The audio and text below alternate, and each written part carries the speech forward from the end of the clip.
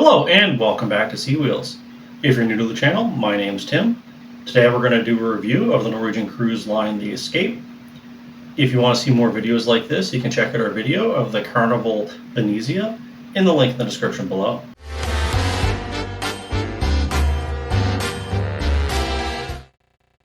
To start off with, here's a few facts about the Norwegian Escape. It's roughly 164,000 tons, can hold about 4,266 passengers. It was launched in 2015 and was recently renovated in 2022. I want to start off by saying there was one of the features of the 2020 renovation that I wasn't a fan of. They removed the automatic doors with a hand wave sensor, which meant that if you're in a wheelchair, you had to wheel up like a slight incline, hold your chair steady, then wave at it and hope the door opened. And in some cases, your chair would try to slide back down the hill. So as somebody with a mobility issue, I wasn't a big fan of this renovation, but I'm sure it has its perks. And as far as the layout is concerned, if you're new to cruising or you're new to the Norwegian Escape, it felt really well laid out and should be fairly easy to navigate, whether it's your first time or whether it's your 10th. And it had plenty of dining options that you'd come to expect with Norwegian cruise lines. The specialty dining, most of them had an option to eat inside or outside, depending on the weather or your preference. The main seated dining was about what you would expect with a cruise line. And the buffet was laid out really well with multiple different sections to give you options. Instead of having one big line, there'd be multiple different little lines to help cut back on the wait time. Next up, I want to talk about a few things that the ship could use a little bit of improvement on. First off is the elevators. Now, the positive end is there is a ton of elevators, so finding one is easy enough. The negative end of it is the elevators themselves are a little bit small. So if you're somebody like me who's got mobility issues or you have other type of mobility issues, it could be harder to fit into one of them that's a little bit more full. The next thing it could use some improvement is the outdoor dining. Now, there was plenty of seating available, but in a lot of cases the seating is really close together and it can be hard to maneuver in a wheelchair. In the areas that had a little bit more space, it was considered bar height, so the tables and chairs themselves were fairly high off the ground, so not the most wheelchair friendly. Another area that could use some improvement was the observation binoculars.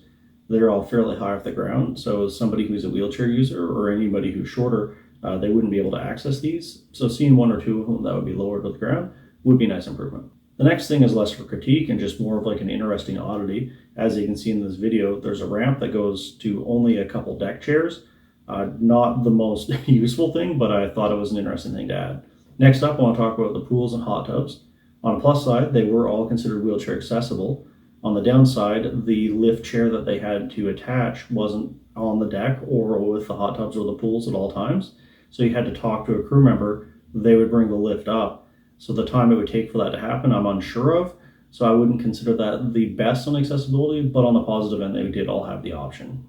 And finally, in this category, something that's not out of the ordinary for a cruise ship, the hallways leading to the staterooms were narrow. I wouldn't say these are any more narrow than any other cruise line I've seen.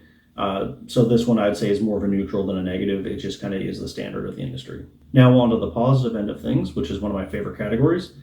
We mentioned earlier the elevators and that there is a ton of them available, so that should help on time navigating around the ship. One of my absolute favorite wheelchair accessible features on this boat is the simulated waterfall. As you can see, it is wheelchair friendly and it's kind of a cool experience where you can explore a waterfall. And if I were sailing on this vessel, I would absolutely take advantage of this as a wheelchair user. Another great feature that was wheelchair accessible is the outdoor shower. So if you're the type of person who wants to shower off before or after a swim, especially if you don't like the smell of chlorine or the salt water in a potential pool, it was wheelchair accessible. You could wheel into it and there was a bench available. And when navigating the ship, when you're looking for a wheelchair accessible bathroom, there was plenty available. They were easy to find. They all had automatic doors and had all the features you'd expect on any cruise ship. The bowling alley was wheelchair friendly with a ramp. If you've ever taken a Norwegian cruise and experienced the bowling, comment below, tell us what it was like. And as far as one of the staples of any cruise ship, the casino. The Norwegian Escape had one of the best laid out casinos I've ever seen on a cruise ship. There's plenty of space between the slot machines and the tables. Pretty much all of the tables, except for one, were at wheelchair level. So great job Norwegian Cruise Line for accommodating to people in wheelchairs who like to gamble. And last, because it is my absolute favorite category, if you're a food person like myself, the buffet had a ton of variety, but what really impressed me was the fact that every single section had a wheelchair accessible table that was dedicated for people with mobility issues. I've never seen so many wheelchair seating spots available at a cruise buffet before. I was very impressed by this. And finally, a big thank you to Norwegian Cruise Line for this opportunity to tour the Escape. If you'd like to see more content like this or want to see something a little bit funnier, check out our YouTube shorts.